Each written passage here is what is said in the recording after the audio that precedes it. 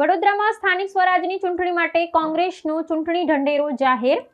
વિશ્વામિત્રી કિનારે પત્રકાર પરિષદ યોજી જનતાને આપ્યા અનેક વચનો.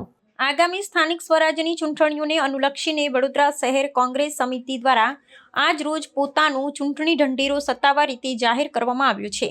શહેરમાંથી પસાર થતી ઐતિહાસિક વિશ્વામિત્રી નદીના કિનારે એક વિશેષ પત્રકાર પરિષદનું આયોજન કરી પક્ષના અગ્રણીઓએ આ ઘોષણાપત્ર પ્રસ્તુત કર્યું હતું. આ ચૂંટણી ઢંઢેરામાં વડોદરા શહેરની જનતાના સપનાઓને સાકાર કરવા અને પાયાની સુવિધાઓને વધુ સુદૃઢ બનાવવા માટે અનેકવિધ મહત્વપૂર્ણ વચનો આપી લોકસંપર્ક સાધવાનો પ્રયાસ કરવામાં આવ્યો છે.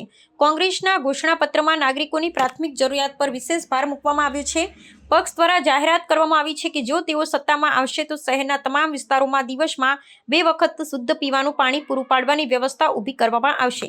આ ઉપરાંત શહેરમાં વધતી જતી વસ્તીના પ્રમાણને ધ્યાનમાં રાખી જરૂરિયાતમંદ નાગરિકો માટે અત્યાધુનિક સરકારી આવાસોનું નિર્માણ કરવાનો સંકલ્પ પણ વ્યક્ત કરાયો છે.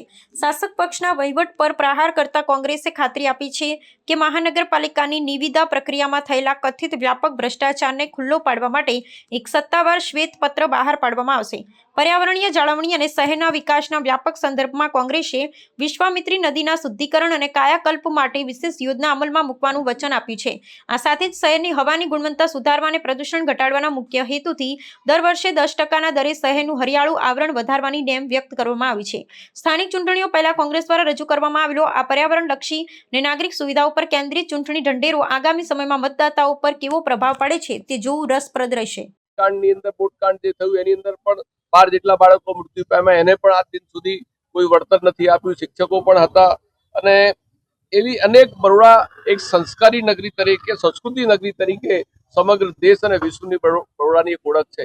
આજે મહારાજા સયાજીરાવે સમગ્ર વિશ્વમાં જેમનું નામ હતું કે જેમના રાજની અંદર જ્યારે રાજા મહારાજાઓનો રાજ હતા એ લોકો પ્રજાલક્ષી કાર્યો કરીને શૈક્ષણિક ક્ષેત્રે આખા રાજ્યની અંદર જ્યાં જ્યાં એમની રહ્યા ત્યારે સારું કામ કરતા, ત્યારે આજે ભારતીય જનતા પાર્ટીમાં ઉભરાતી ગટરો, તૂટેલા રોડ રસ્તાઓ, પીવાનું પાણીની અંદર પોલ્યુશન વાળું પાણી, ચારે તરફ ઠેર ઠેર જે લોકોના પ્રાણ પ્રશ્નો છે એની અંદર ભારતીય જનતા પાર્ટી જે છે બિલકુલ નિષ્ફળ ગઈ છે.